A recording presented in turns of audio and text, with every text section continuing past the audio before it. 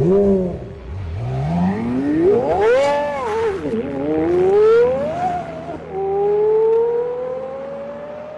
channel is sponsored by Driven by Time. Driven by Time buys, sells, trades, and brokers watches that range for any budget you have in mind. Based out of Waterloo, Driven by Time will also ship your new watch fully insured across Canada and the United States as well. And if you're within a 300-kilometer radius, Driven by Time will hand deliver your watch to you. So, if you are interested in saving yourself some money on a new timepiece, or you want to buy your first luxury watch and don't know what you want, Driven by Time is there to answer any and all of your questions. Just like the things that move us, Driven by Time is also a new channel and is also looking to grow. So please make sure to follow Driven by Time on Instagram, reach out, say hi, and make sure you check out their inventory as they update their inventory almost daily. Welcome back to the second part of the things that move us with Nelu Pop. Just a quick recap in case you haven't seen the last episode. He's a guy who loves VW, he loves his racing green Golf R, and in this episode we dive pretty deep into some very, very interesting stories on cars and preferences that, well, may actually surprise you. So welcome back everyone, and let's just get right into it. And we're back, part 2, 3, 4, don't know how I'm going to end up cutting this and editing it, but welcome back my friend. Glad to be back. We kind of got into a little bit of not a heated argument, but I was just telling him about how, certain cars, change our viewpoints that never thought would have changed. And I mean, I've talked about this a lot, which I'm quite frankly fine with talking about, where a good friend of mine was telling me about how he would rather get rid of a Lambo before his Ford Mustang 350R, and he did exactly that. And I said, I now, because of him, even though I still hate regular Mustangs, want a 350R. And that's where we started talking about other stuff. And you say you'd rather get a ZR1 before a 350R. I like the 350R so much. Have you driven it? No, I have not. Have you? I haven't driven an ZR1 either. Really? No, I've never been inside a Corvette. It is. It's the vets are. I've been in a Mustang before, but just a 5-liter GT. Right. I hated it. Same. I hated everything about it. Same. But I focused on all the wrong things. Yeah, you know what? I'll tell you why. My perspective. With the ZR1, I haven't driven it, but I've driven a Z06. Okay. It's stupid, but somewhat manageable power, right? Yeah. ZR1 is a little more aggressive than that. Not that much to be that much more special. Yeah. Again, my opinion. With the Mustang, you take a 5.0 and you compare it to a 350R, that little they're gap. different cars. No, totally different. They're completely different. So the easiest way I can explain a 350R is the 350R is Ford with the blueprints of a Ford Mustang and a V8. Yep. Went to a Porsche design team that does 911s, and they said, make a car for us. That's what the 350R is. You have Recaros, flat plane crank. This thing is, it's got a high red line. It's breathtaking. I was only taken away by 2 cars. My breath was only taken away by 2 cars, and it's a GT3 and the 350R, where I actually had no comment, like nothing to say.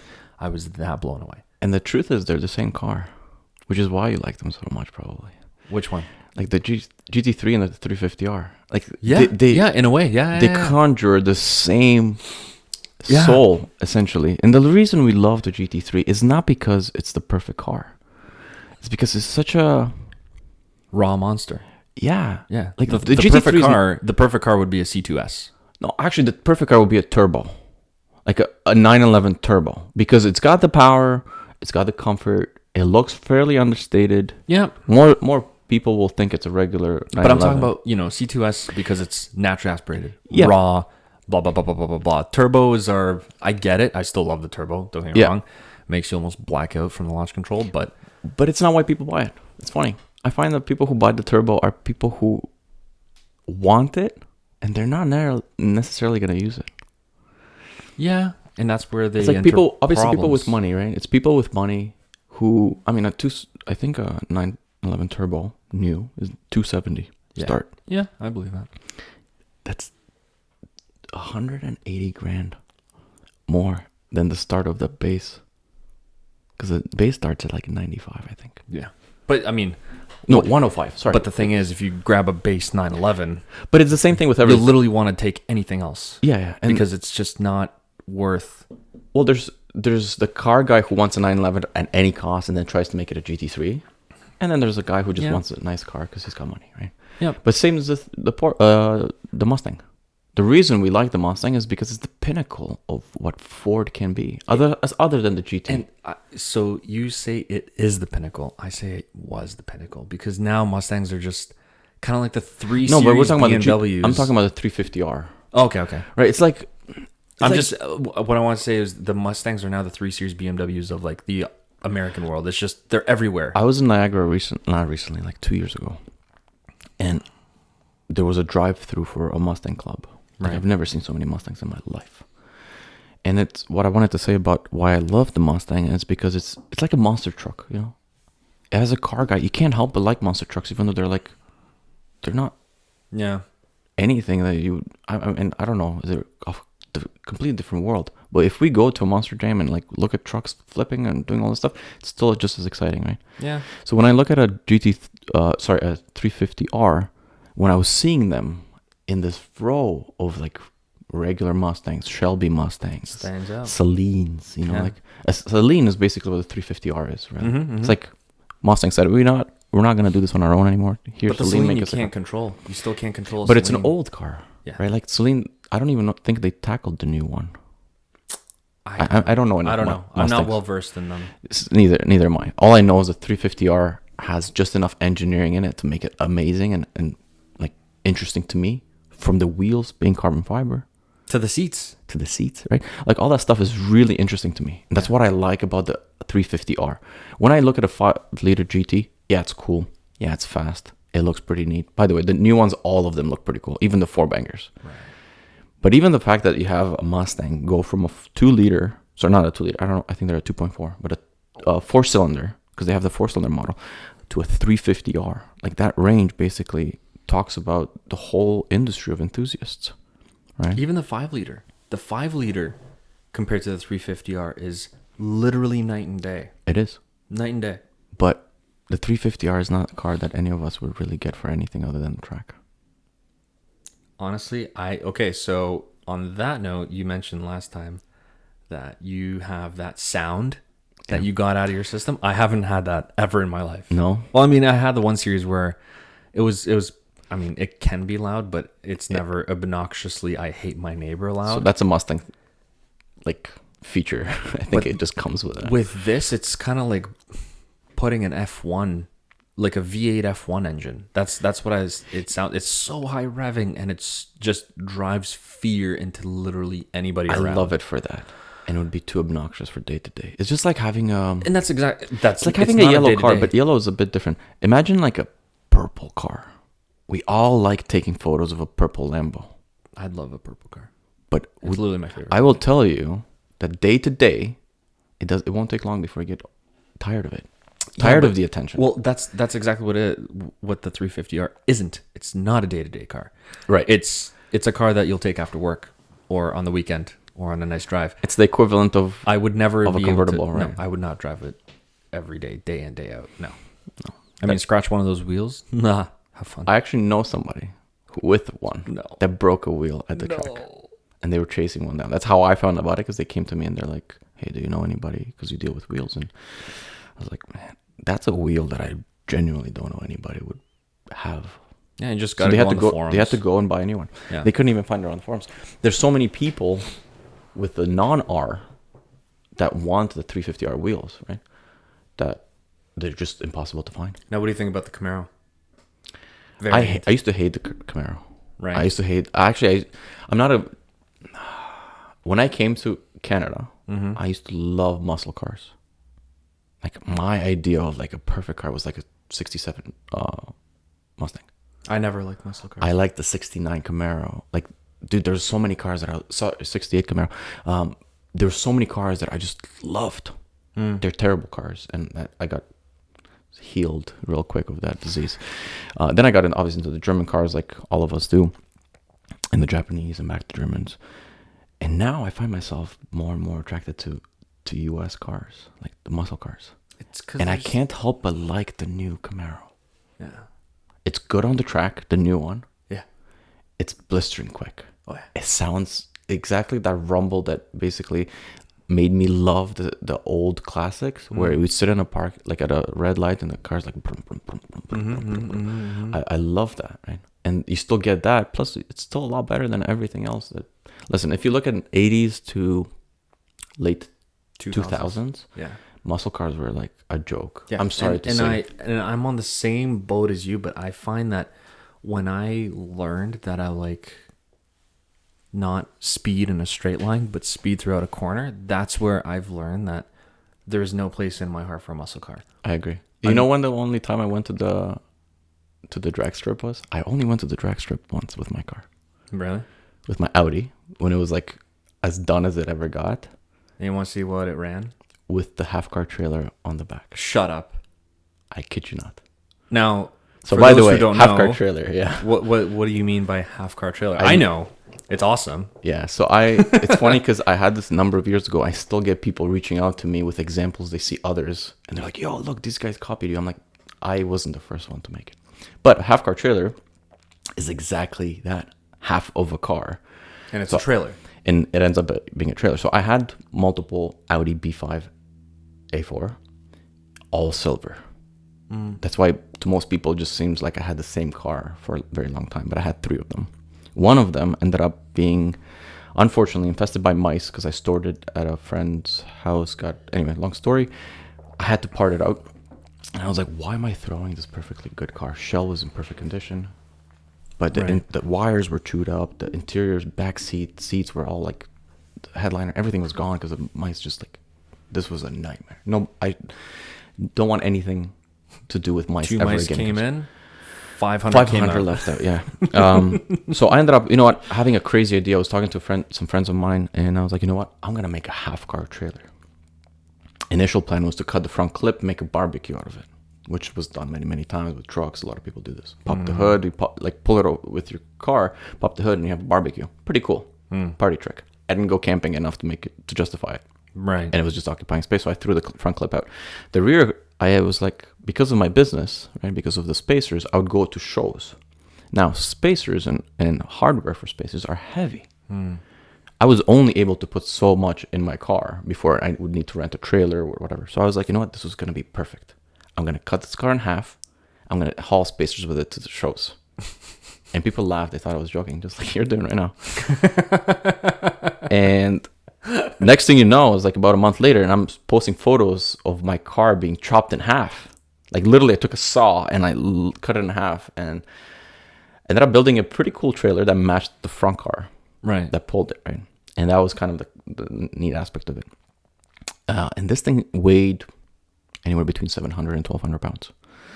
But I was able to load 2,500 pounds of which, by the way, I should clarify. I had a European imported hidden hitch on my Audi, which are rated for 3,500 pounds. Okay, in U.S. and Canada, for some reason, like hauling and trailer capacity is reduced due to liability. So my car was only rated for 1,500 pounds here.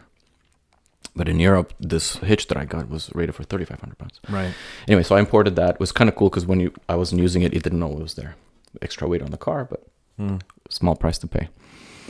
So yeah, I loaded up with 2,500 pounds, went to Montreal to Eurocracy. And while I was there, I unloaded the whole thing, put it in the booth, had a booth, people coming by. And at one point, people were announcing that the drag strip is not busy. And I was like, to my brother, I'm like, you know what would be pretty cool?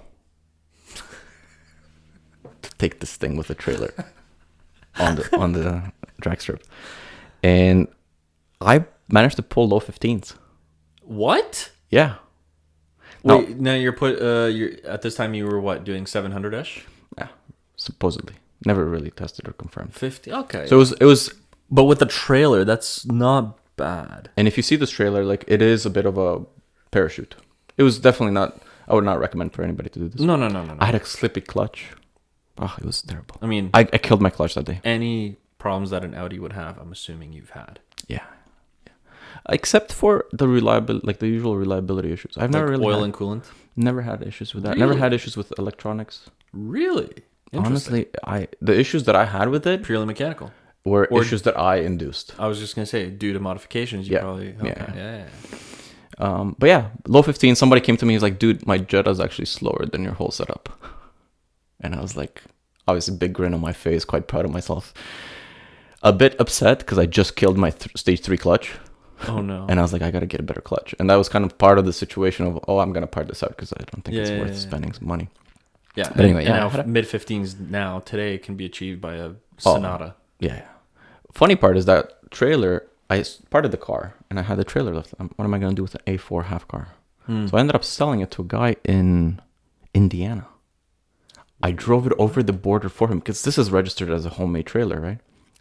No other way. It still had a VIN. Technically speaking, it should still be a car, but it definitely wasn't a car. Right.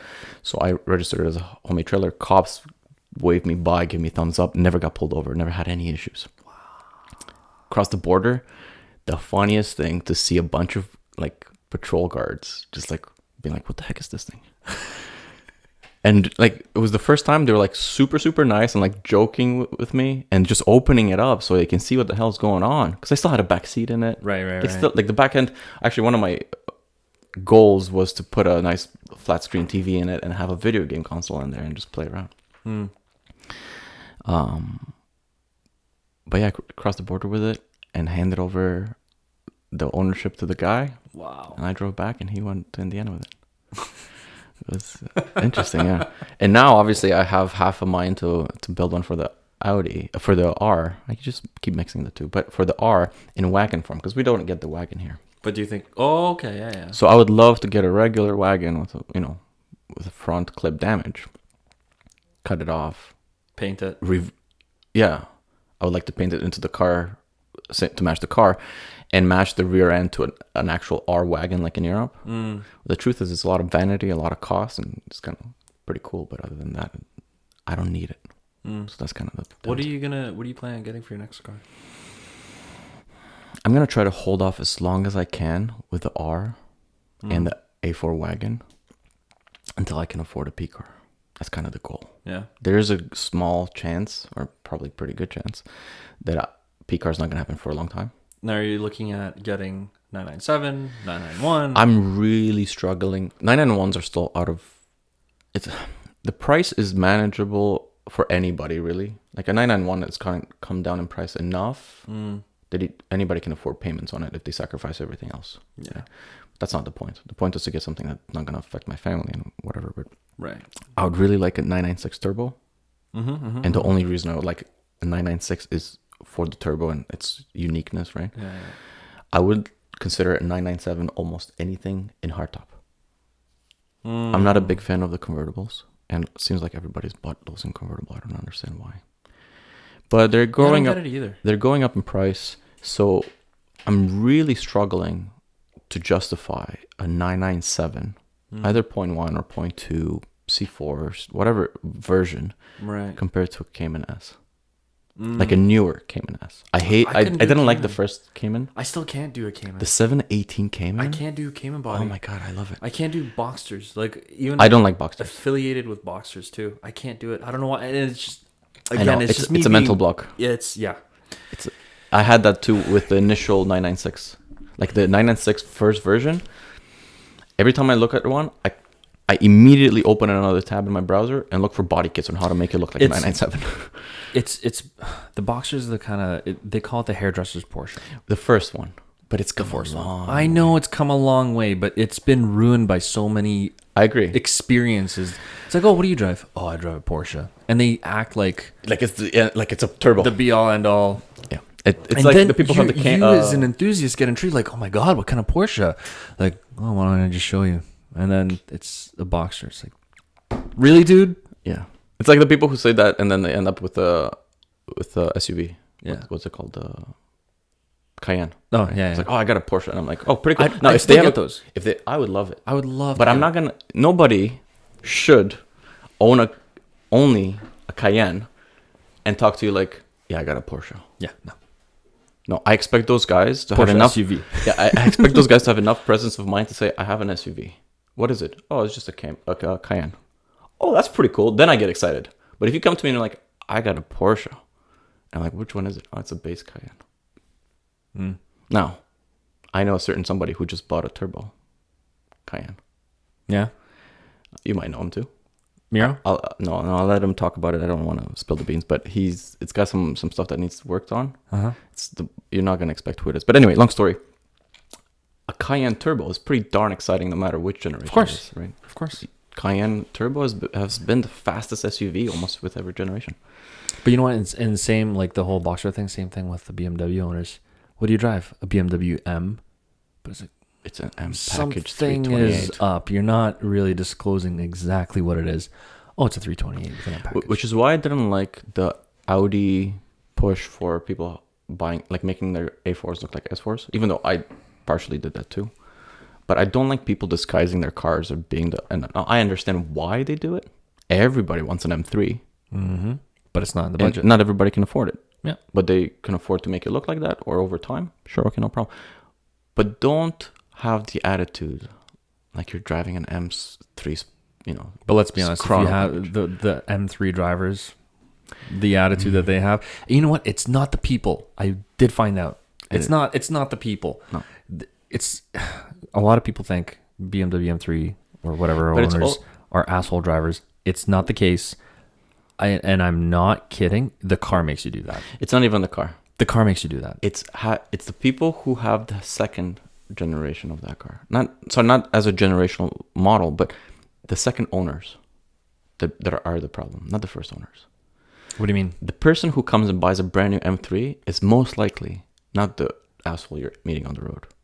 The asshole with the M3 you're meeting on the road is a kid who bought it half come apart. No. No? I disagree. And the only reason why is because I've experienced this with a friend of mine. The guy that I told you, he got rid of his car for the Lotus. He has an M3. He drove the Lambo fine, the Lotus fine, all of his cars he drives fine. He gets in the M3, he drives like an asshole.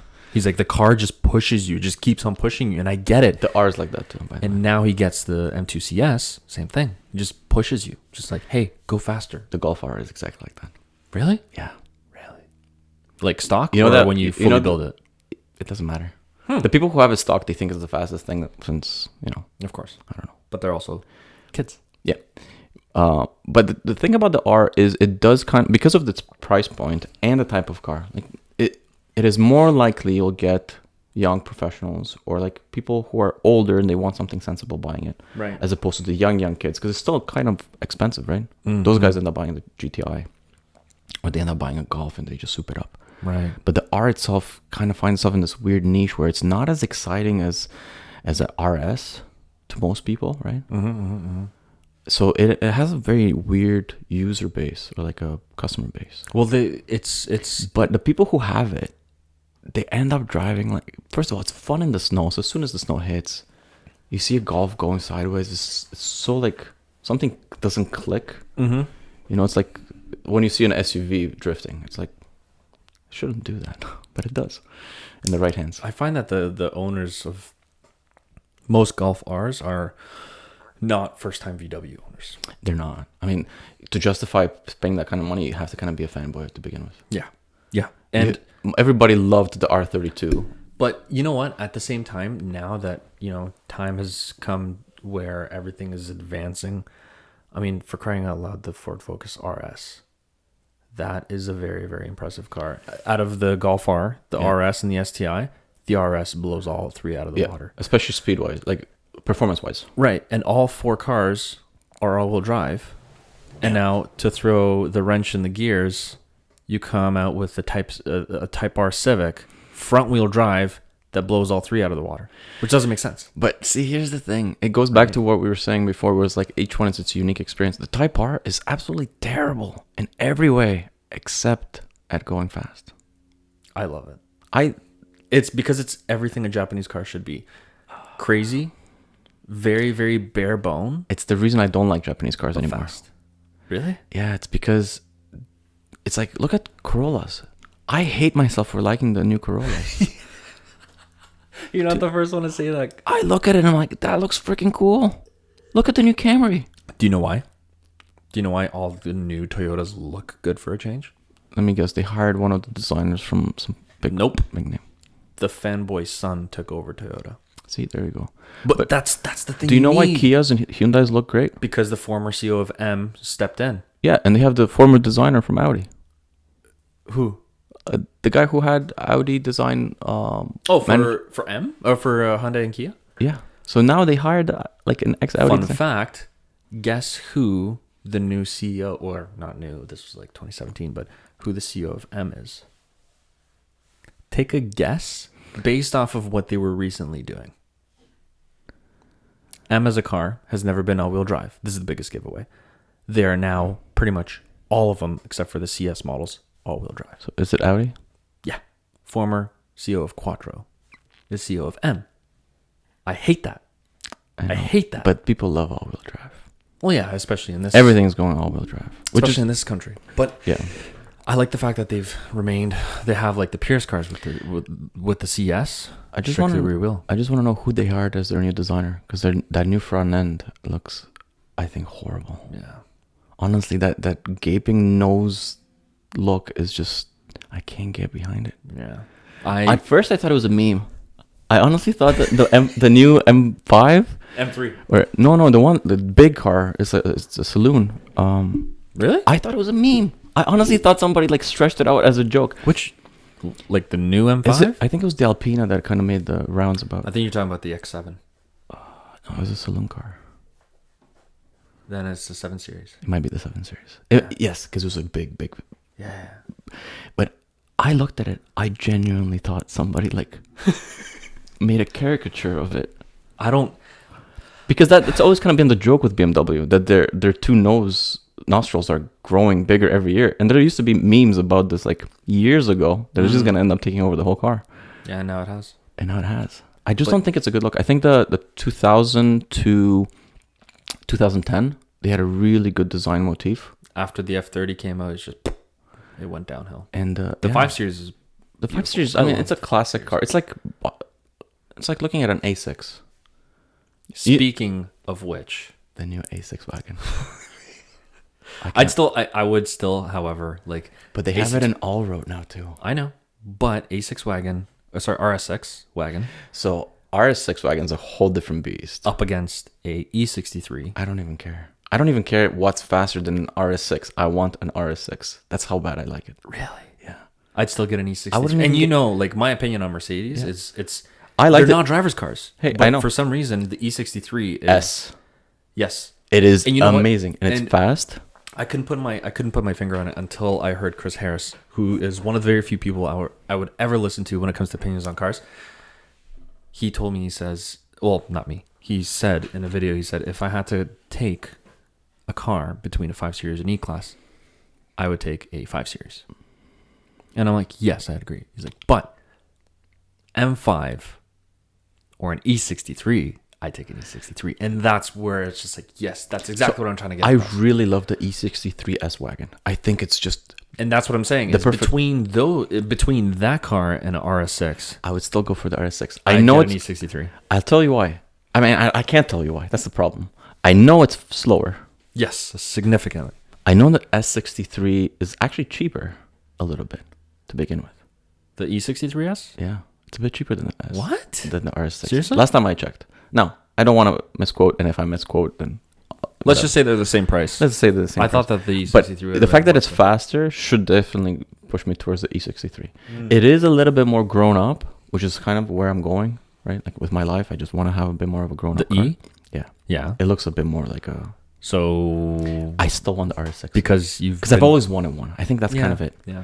You know, like starting with the RS2, everybody loved the RS2. Then but now, if you make the E6, and this is how now you know where I stand when it comes to E63 versus RS6, has to be a wagon.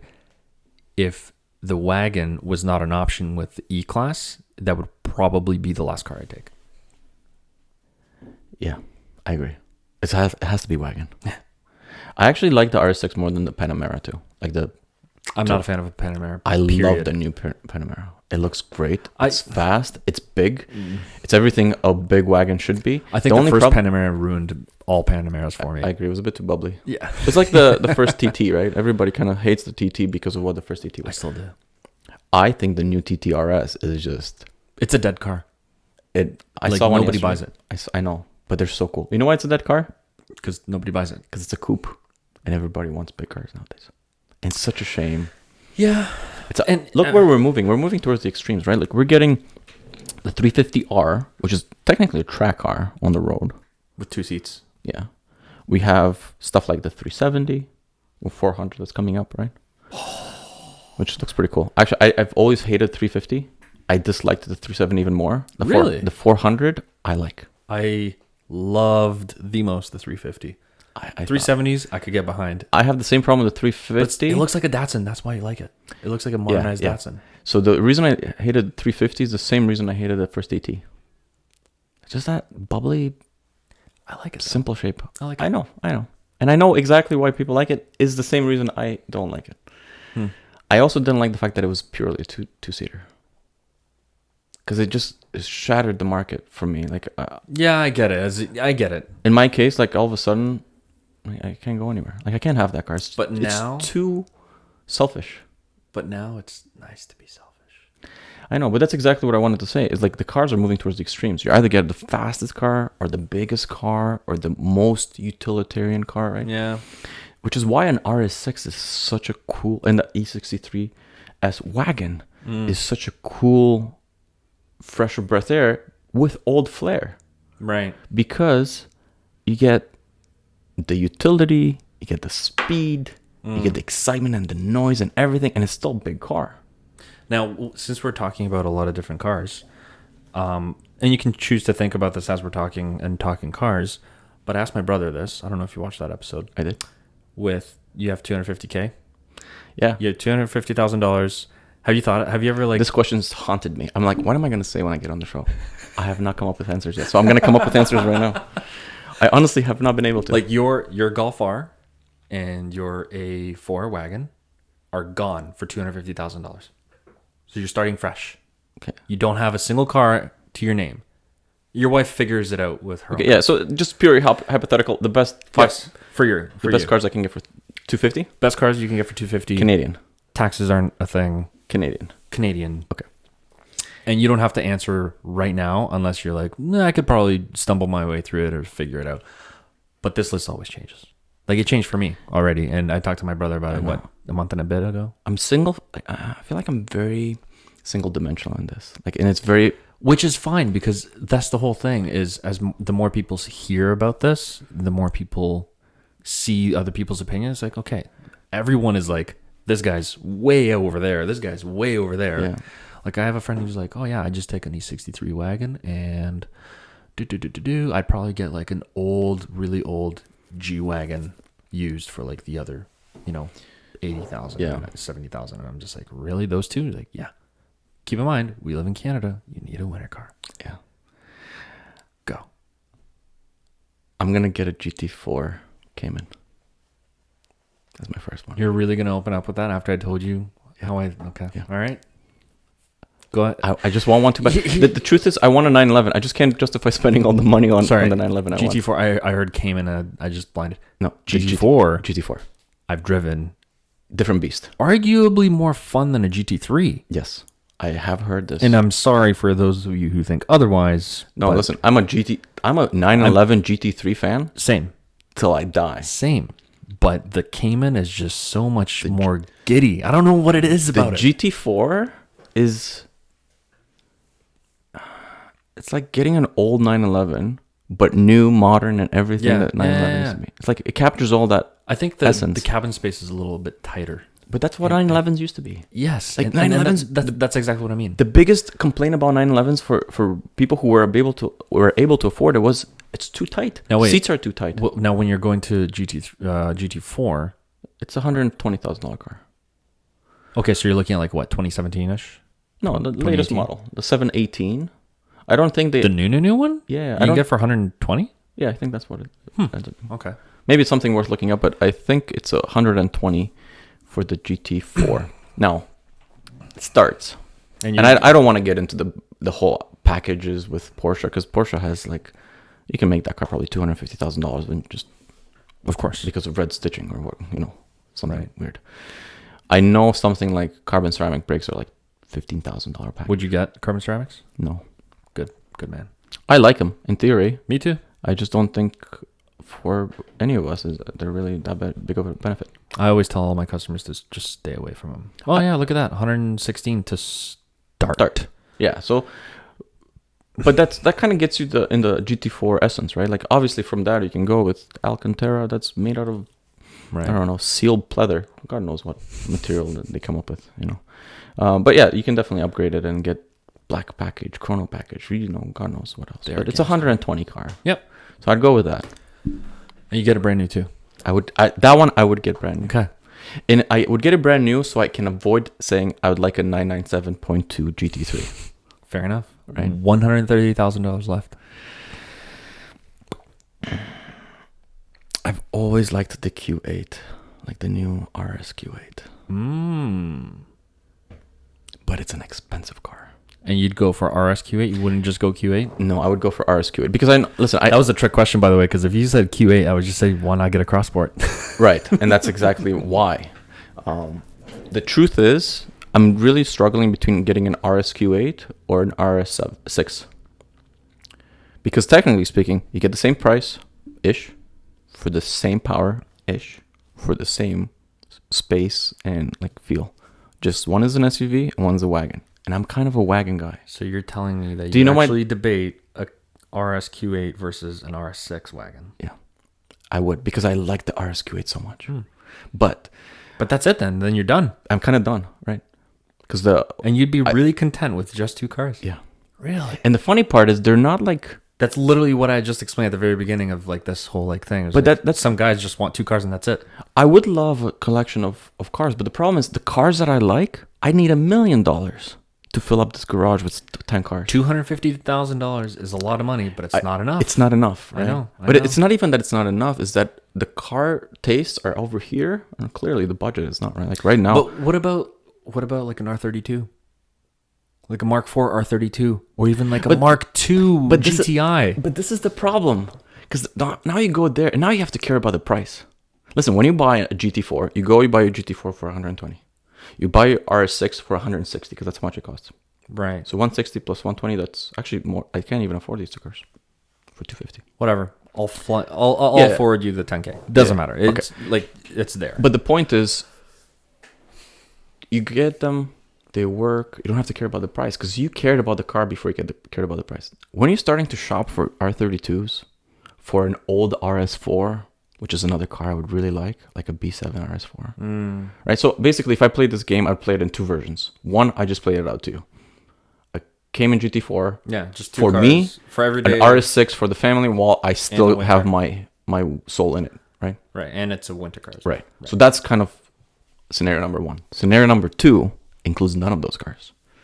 Scenario number two is a B7 RS4 for 32 grand. Includes a Mark IV Supra for 60 grand. Includes RS2 wagon from 92. Like, these are all project cars. See where this is going? Yeah. One of them was no hassle. I just like cars. Second one's like, okay, now I'm going to tinker with these damn cars all the day long. Right? And borderline, you're looking at investment cars too. Yeah. Because some of those you'll buy them all for $250, but then 5 years later they're doubled. I'm not a BMW guy, but with that kind of money, I'd consider an M3 E46. Why? Right? My brother has one. I love it. It's not the kind of car I would buy unless I had $250,000 to throw at it, like at cars, right? But I would get stuff like the Tacoma, right? Maybe not the Tacoma in specific, but like a cool pickup truck. I can't help but like Raptors. Hey, Tacoma was in my list. Yeah. So this is where I was saying that I'm a bit too one leaf, one page kind of guy. I seem to steer towards Porsche, Audi, and VW. Yeah, VW Group. Yeah. Right? Like, it's just something I grew up I'm familiar with them. I have everything I revolve around that. Sorry. Yeah, And that's me as well. VW Group, mostly like not really Audi, mostly VW and Porsche. Yeah. Mostly Porsche. BMW and just Japanese. And here's the thing. I would not pick... You've noticed how I haven't even touched on Japanese cars? But there's you did it a little But there's bit. and on the Supra, and that's just because I have like a emotional attachment to it, seeing one that kind of blew me away when I was younger, right? Right. But the truth is, there's so many cool Japanese cars that I would consider, that I would like, but they're just... I don't have that attachment to them. Like, I like a Mark III Supra, for example. It's a terrible car, really. Right. But they're so cool. It's just like the NSX. It's not that great of a car. It's praised to no end. It is a great car, though. But it is a driver's car only. Everything else it sucks at. Yeah. Like, it's not comfortable. But you don't need it to be a comfortable car. I know. But see, that's That's the whole reason why you want to buy a Roadrunner. right. And none of it makes sense because I use contradictory arguments based on the car I'm looking at, purely on my emotional attachment to it, right? Like The same argument I use for owning a Mark IV Supra is the argument I deny an NSX for, Right. which is funny. It's funny how our minds work that way. Well, I like an RX-7 FD. They're great. yeah. But They're terrible problematic. cars. Yeah. Yeah, like Yeah. four rotor turbo. Those things are beasts. Oh, they just start whining. I love it. But I mean, we haven't even gotten into Jaguars and other cars that I've grown up around, like I looking can't do at. Jags. I like an old Jag, I can't do them. and They're the new F F-Type. F-types. Yeah. Those are great. They look good. I like the new Ghibli. Maserati is one of those understated brands as far as I'm concerned. Yeah. It has its problems. I'm not gonna deny that. Yeah. But the fact that you can get a Quattroporte for like 35 grand, that's pretty darn cool. It is. And it's definitely 10 times cheaper than a Ferrari maybe not 10, but Probably, yeah. Nowadays. yeah. And there's no Ferraris on my list. I am not a Ferrari guy at all. I mean, for me, F40. Listen, F40, even the F50, which I dislike the way it looks. I love the way it looks. I think Love it. I think it really doesn't do it for me. Like, I prefer the Countach over it. And the Countach looks terrible. It looks so terrible that everybody loves it. It's like Diablo. Yeah. And I still love... it's the same reason we all love these cars. And the F40 is a good example, right? But it's such single-purpose car that I can't get any attachment to it. Is the reason... Oh, you know what car I really like as of late? Mercedes GT. Really? The new GT. The Black Series. Yeah. The fastest car in the world. I cannot help but love and slobber over this car. Did you see the Nordschleife? Yeah. Number 1. Dude, it's crazy. As if. The first ones looked terrible. I thought they looked like the SLS. Yeah. Or the SL it started with, and then SLS. I did not like those. I love the SLS. The new one looks great. It's just like the Viper. See, We like the Viper, but it's terrible. It's looking interesting. Well, I'll touch on that as well. I know. SLS, I heard you talk about the ACR. SLS, I adore. I think it's such a flagship poster car. The fact that they came out with they scrapped the SLS, quote unquote, To make it a race car? released the GT. I'm like, that's a knockoff of an SLS. I now hate it, Yeah. regardless of what numbers you show me. Yeah, I know. Right? And But- now it just keeps on wanting to look more and more like an SLS. But then you see an SLS, it's like, You know what I like about Mercedes in that regard, though? Everybody's has... Basically, you can draw a parallel design-wise between the F40, the Countach, maybe the Miura too, to every modern supercar, except for the Mercedes flagships. yeah. Every single one looks like, the same idea. Like, you put side by side Koenigsegg with... Because they do their own thing. But what I mean is, like, they all have this wedge, a bit angular look and feel, which all of us love, including myself. Look at every Lambo, without exception, every Lambo, Right. right? Even Ferrari, if you look at their new flagship, it's like super spearhead type thing. You look at Mercedes, and they're like, nah, we like the droplet But look, it works. like the round look, and it works. And but it it doesn't works. for some reason. And it's fast, regardless of it not being pointy. exactly. But It's fast. Isn't it crazy how when you look at a top of the line Lambo, top of the line Ferrari, you can tell that that's a LaFerrari. Like that is something special. You look at the GT and you're like, it still feels kind of like a regular car. It almost doesn't look flagship unless you get GT with wings and stuff like. Right, and then right, it just looks right. like a race car.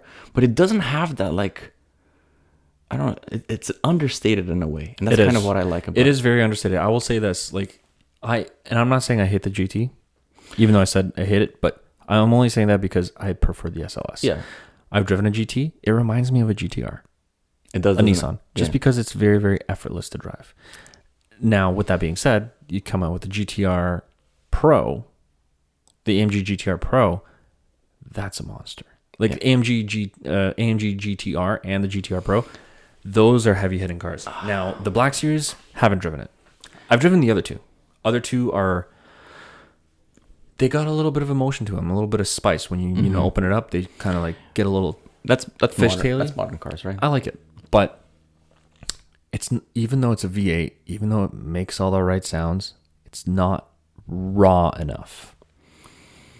I know. But now, turning it around, what car is raw enough these days? Old cars. That's it. New cars that feel old, which is a ACR. 350R or an ACR. Or when you get people like Zinger getting old cars and reviving them in some way or another, right? Right. Well, Singer's different because they're trying to achieve something where it's like, I'm gonna sell you this 911. We're gonna redo it. We're gonna make it, to the nth degree. But the thing But is, it's not a 911 anymore. It's not only that. They're not gonna drive it.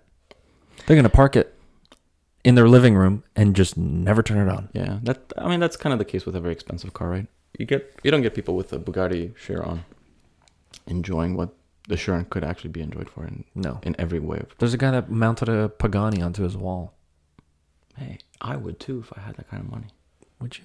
Why not? Because he probably has another one that he drives around. But would you? No.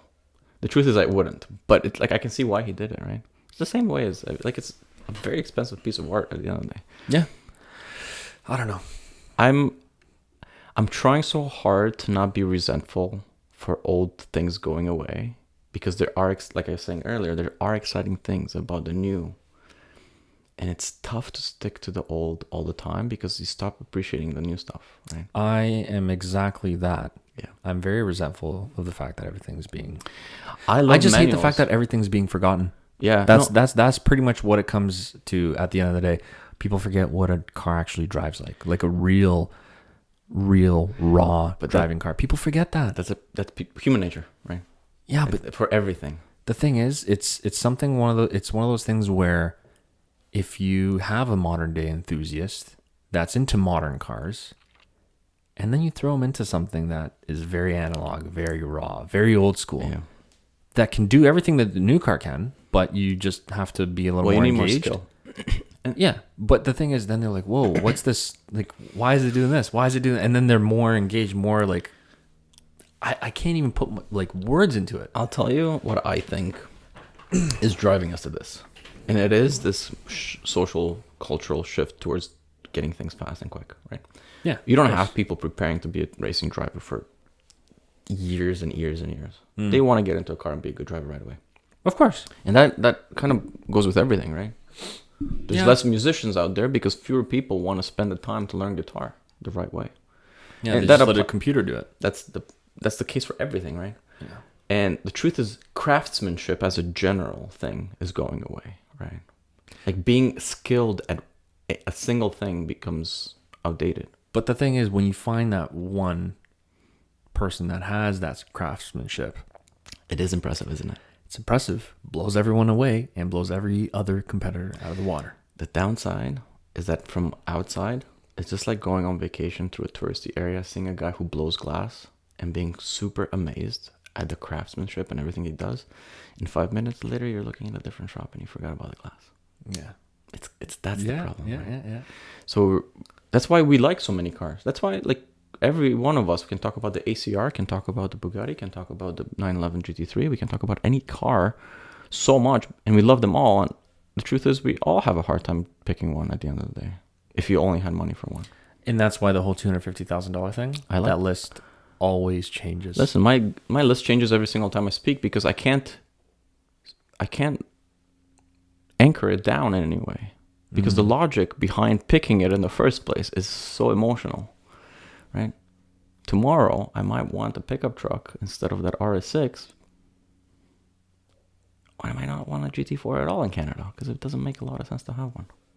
Yeah, It might make but it might make more sense, for example, to have an RS3 front wheel drive, the one that's like what's it called?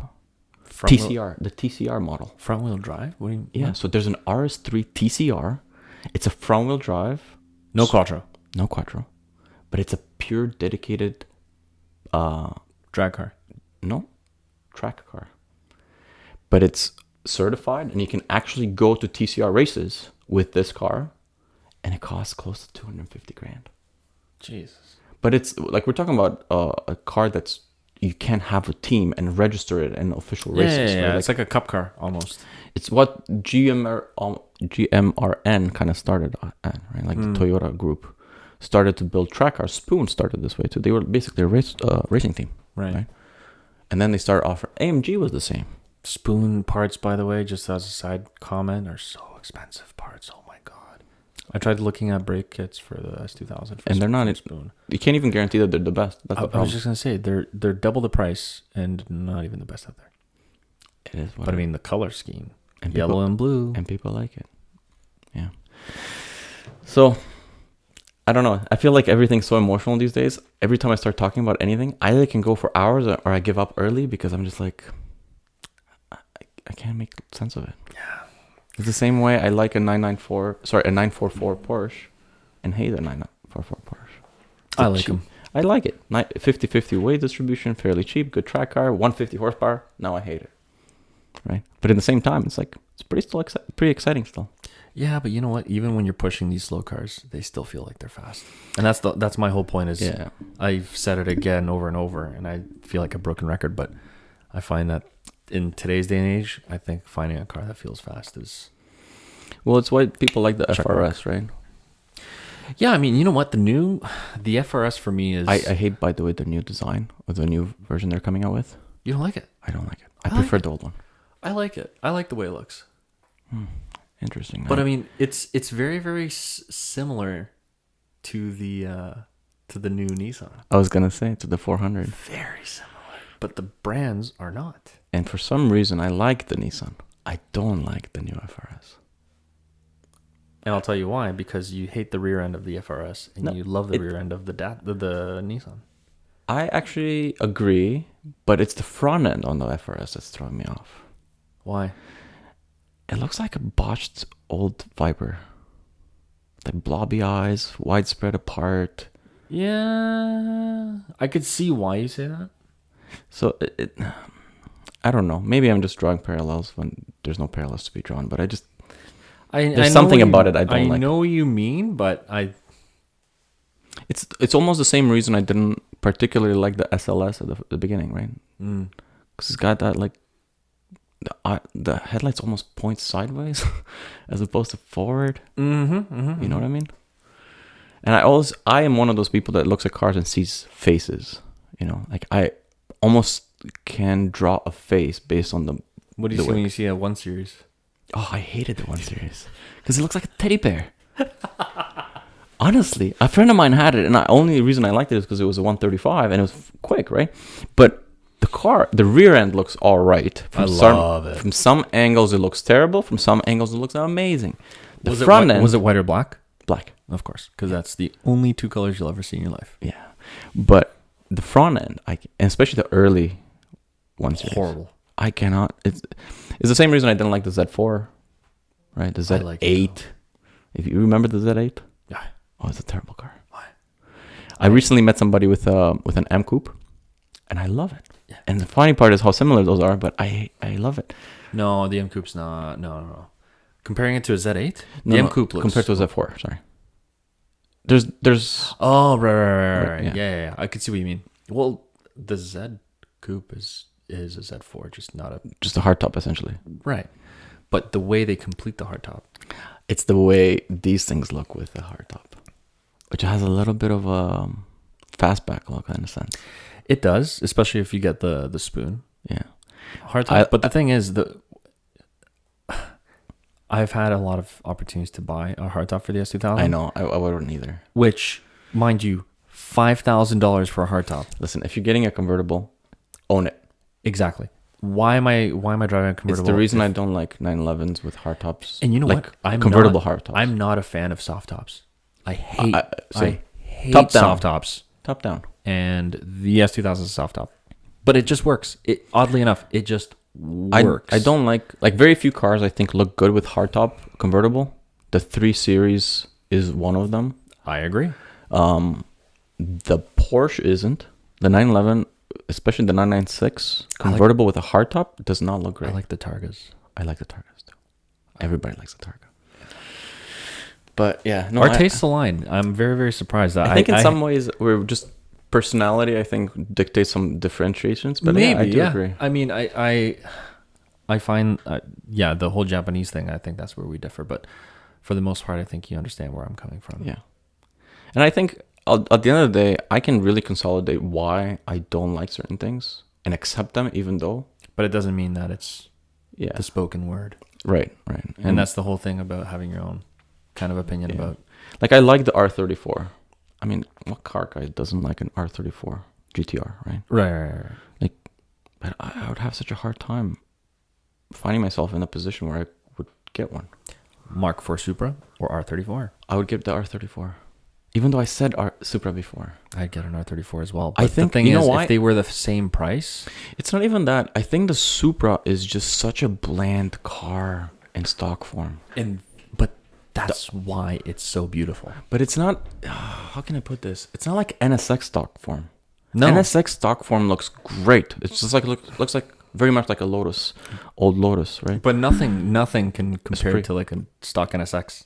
Right. But the GTR manages to have its presence, not looking like an NSX, not looking as exotic, and still look really good from stock, as opposed to a Supra just looks so like, especially, listen, there's only one Supra Mark IV that I think is worth to be the enthusiast's poster child, and that is the twin turbo, right? Right. The regular Supra, because those Mark IVs didn't all come in. Oh yeah, there's some naturally aspirated. Those were, on my opinion, horrible. Yeah, it's just like getting the different. Like, still look beautiful though. Have you ever talked to anybody who owned? My brother owned one of these. I don't know if you guys went over it. The GTIR Pulsar, the Nissan. No. It can be very easily confused with a Golf. Yeah, it's a 4-wheel drive little car. I know what it looks like. Yeah. What it's based on is the most absurd little hatchback that's a family car. It looks like nothing in it. It's like a Renault 5 situation. A Renault 5, my dad had one.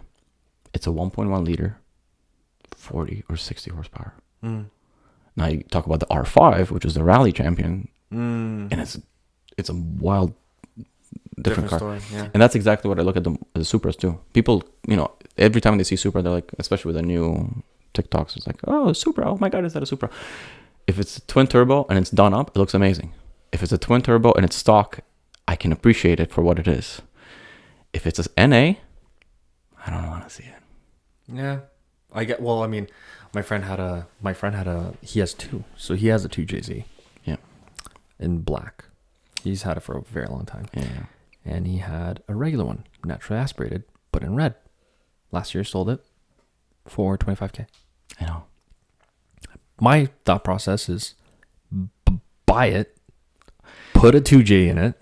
Yeah. I mean, there comes a time where 911s are like this too. You want it as original as you can get. Yes. Yeah. And it maintains its value. But there is a hump, and I'm not sure how to identify it, where it doesn't matter if you have to restore it, modernize it, but all you have to do is do something to it to make it exciting, and value starts increasing again.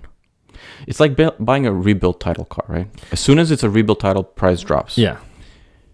But if you've do it well enough and clean and nice enough, it can regain its value. I want to say it has something to do with the consensus on how many are out there. Yeah.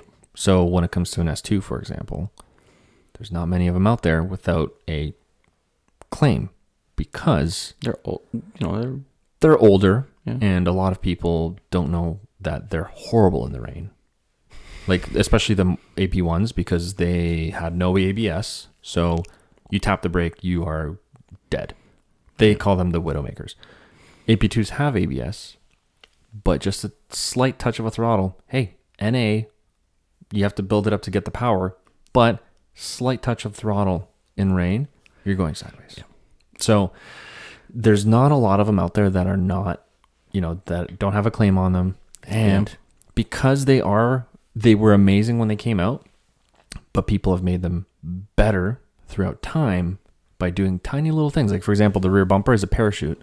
Yeah. So You people... make it like a diffuser at the back. Exactly, right? But it has to go throughout the entire car. That's what people don't understand. And they made them better over time to the point where now you look at one, it's unmolested. It doesn't have a claim on it, blah, blah, blah, blah, blah. Oh my God, this is rare. So that's why it goes up in price. Same thing with the Supra. Same thing with the M3. Same thing with the GTI. Even. You can't find them not unmolested, no claims, blah, blah, blah, blah, blah. Do you know that I saw an S4 B5?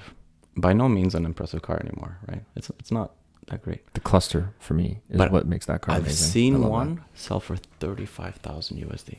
Yeah, I believe it. Because go to Bring a Trailer, you'll see them all the time. Because they're all exactly that state. Like when you get the cleanest and the best, nice looking ones, I've seen what's the Mercedes called? The one that came with the Cosworth motor.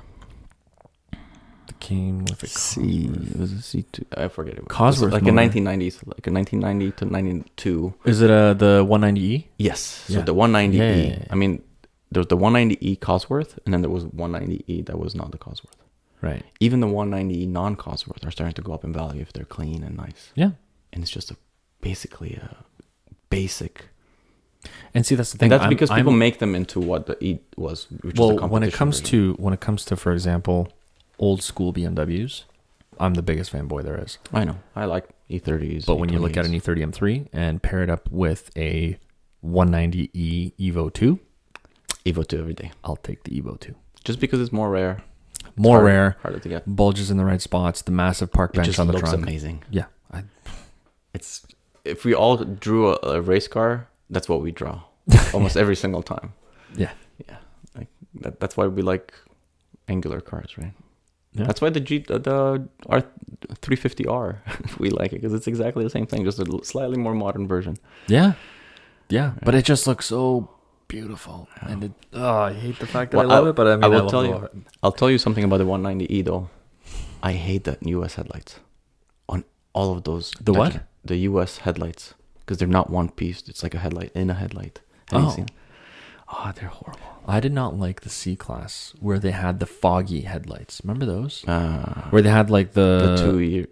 It's like the weird, like the 2-in-1, but it was foggy. It was never clear. If they were clear, I loved them. The same reason Porsche 996 was just such a hated car. I think that eardrop headlight idea is just not. But I'm glad it went away. But it's the love only a mother could give, and it reminds me of the 1 Series. Yeah, beautiful rear end, not the greatest looking front end, but until you own it, you start appreciating it, and it's just like, you know what, this is different than everything else in the entire lineup for Porsche, and that's why it has my respect. But same. Yeah. Anyhow, I think we've run out of time for the second part, but we'll definitely have you back on the show. I'm thinking about adding a third. I don't know if there's enough room, but you and your brother would be a nice one. It'd be nice to have like a round table discussion. Yeah, I should have a round table. I don't know, something to think about. But hey, we can do it somewhere outside. Yeah, that would be interesting. Yeah. We just need a power supply though, so just keep a car on. Bring the trailer. Plug everything in. Yeah. You want to plug anything for this one? Because I'm probably going to include this one as a separate episode. Sure. Well, not many people know me because I usually fly under the radar, but I own Novastack, and I design a bunch of stuff for, lately mostly for the Mark 7 Golf R and related. But I make spacers, wheel spacers. I make plate mounts, some aero bits. And I am going to go into other directions for other cars as well, but yeah. German related? Mostly German, yeah. So, and it depends on what car I buy next. It'll be really defining what product I design. So that's good. Yeah. So, yeah, everything's on my website and my Instagram, so. Cool. I'll throw it up in here somewhere. Somewhere in here, yeah. All right, man. Well, thanks again, and good to have you, and we'll see you again. It was awesome being here, and looking forward to that. All right. Ciao. Ciao.